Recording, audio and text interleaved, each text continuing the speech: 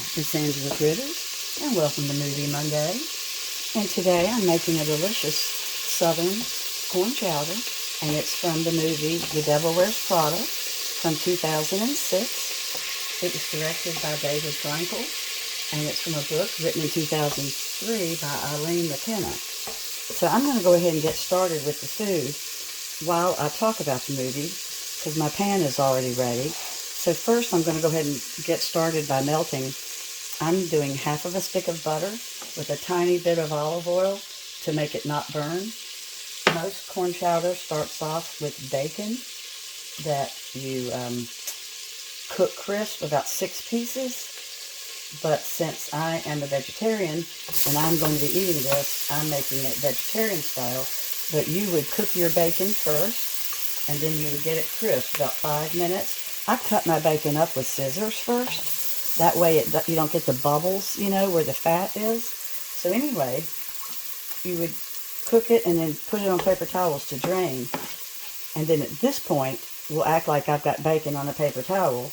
And now you're going to do what I do. So I have got, I've got 1 cup of finely chopped onion and 1 cup of finely chopped celery. And I'm going to go ahead and start them, as you can see, in my butter. And I've got some other vegetables that are going to be coming in a second. But first I've got to cook this, so it's going to be cooking. And while it's cooking, we can talk about the movie. Let me go ahead and throw the rest of that in. I'm going to be adding bell pepper and garlic and carrot. But the first thing is I've got to cook my celery and onion.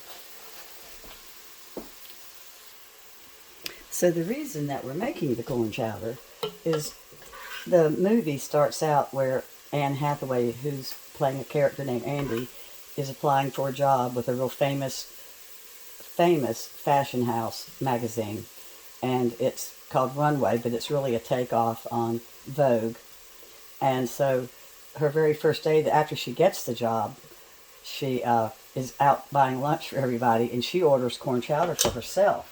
And Stanley Tucci, who plays the character Nigel, who's one of the stars, he's Amanda's longtime co-worker and friend of 18 years, he just looks shocked. And he immediately says, corn chowder? Well, that's an interesting choice. You know that celery is one of the main ingredients of corn chowder. And Andy instantly realizes that she's in foreign territory and not just her clothes. So anyway, this is just about cooked enough now that I'm going to go ahead and start putting my other vegetables in. It's been about 5 minutes. My onion is just about clear. And I've got my bell peppers going in right after the garlic. So you get quite a bit of garlic. This is about 12 small cloves, and it's 2 tablespoons. So if you buy the ready-made garlic that's in the little glass jar, then you would just use 2 tablespoons. So the garlic is going to go in just long enough to get the flavors to enhance. I would say 30 seconds. Maybe a little bit longer because I've turned my pan down a little bit. There we go. And so my flavors just started popping with the garlic. And I'm going to add my half of a cup of, it's supposed to be red bell pepper. All I had was green. The flavor's the same. My recipe just calls for red for color. So I'm putting in my bell pepper. Bell pepper's bell pepper. The taste is the same. So the bell pepper is going to cook with the corn. And I've got 3 cans of corn that I drained. You can use frozen corn or fresh. I'm just making mine real easy with canned. I drain all my vegetables and wash them off first. I just don't like the salt that they put all over it. I'd rather add salt to it myself. So I'm going to be stirring this for 10 minutes, stirring often, before I add my chicken broth. My corn is going to be cooking with the garlic and all the vegetables, and all the flavors are going to be marrying together. So like I said, I'll be stirring that often as that happens. I also have 2 cups of yellow potatoes that I washed and cut into little dices. And I've got carrot. I'm trying to think, when do I add my carrot? I cannot remember. I guess I should know that. Oh, I'm supposed to have added the carrot. Luckily, the carrot's real finely chopped. The carrot should have gone in with the onion and the celery. But hey, you can't mess up a soup or a chowder. It's not going to matter. What I'm going to do is I'm going to add a little tiny bit more butter. You would be adding more bacon grease if you had made this mistake.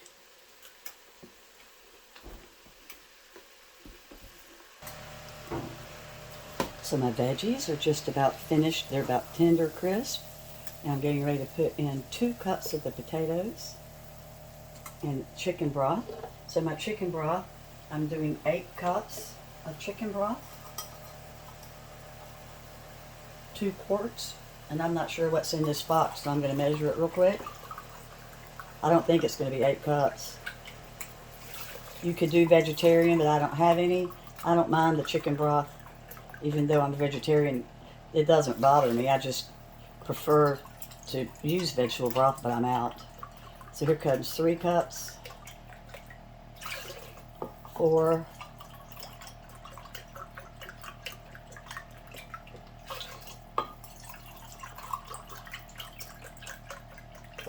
'I had a feeling this was only 6 cups, and it is. That's my oven ready for some cornbread to go in. You need to cook this with some kind of crusty bread. Alright, so I need to get 2 more cups. I did have some vegetable cooking stock, so I'm going to put in 2 more cups of that. I love the vegetable flavorings. And this is stock. See how rich it is?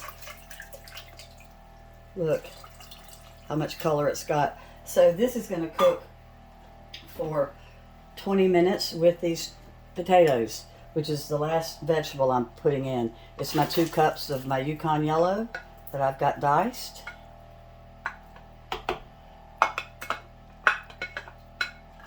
And that's going to cook for 20 minutes. I'm going to bring it up to a low boil, and then I'm going to reduce it and let it simmer for 20 minutes. But I leave the lid off until like the last 10. It's going to cook with the lid on. So let's get back to the movie real quick while I bring this up to a low boil. So Andy starts out her job looking like she's like a journalism nerd. She had just graduated from journalism school.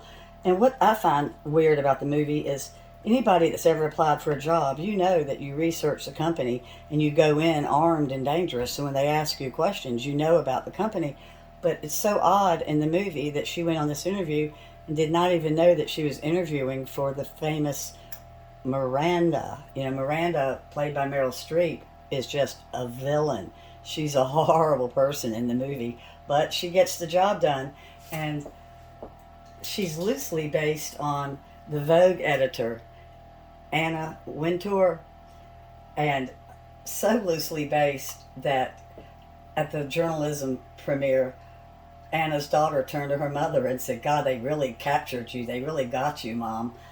So it's really kind of funny. Oh, and a little side note.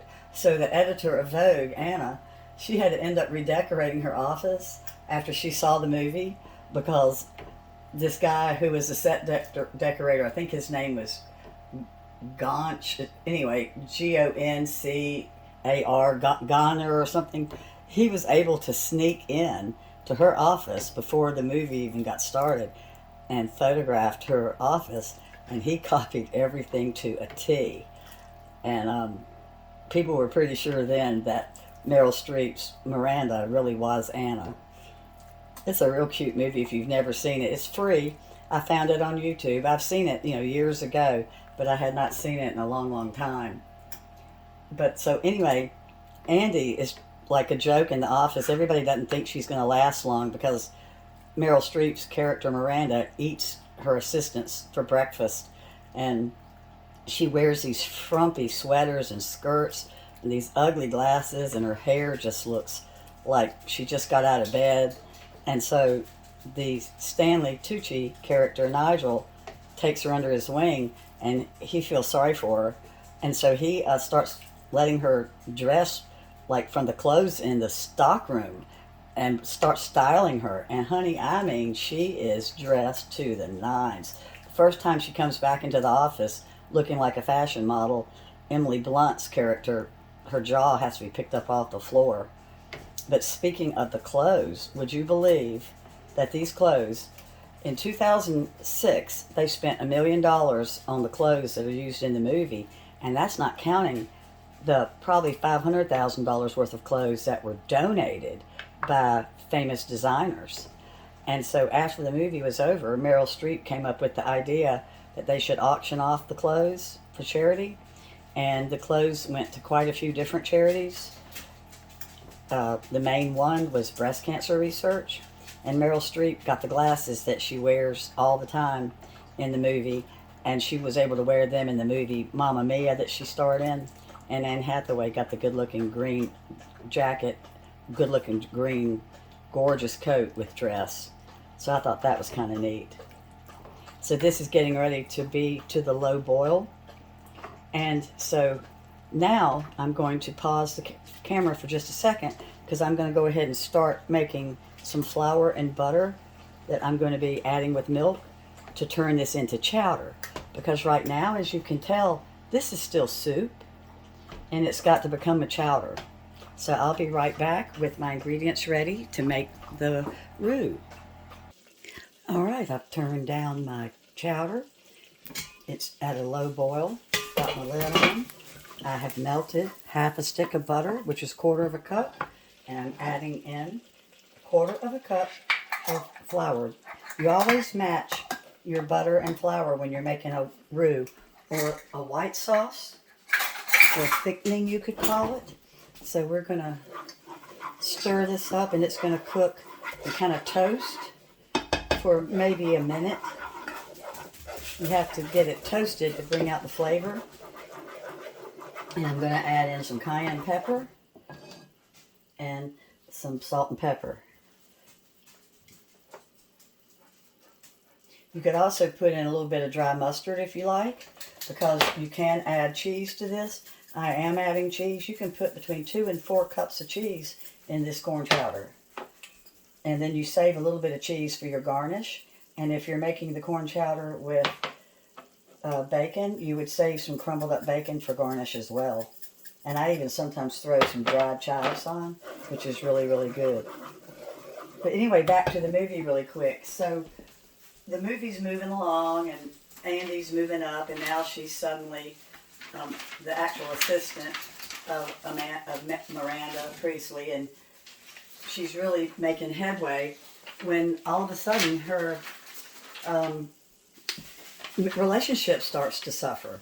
She's been living with her boyfriend since college, and he's played by the really cute Adrian Grenier, who's from Entourage.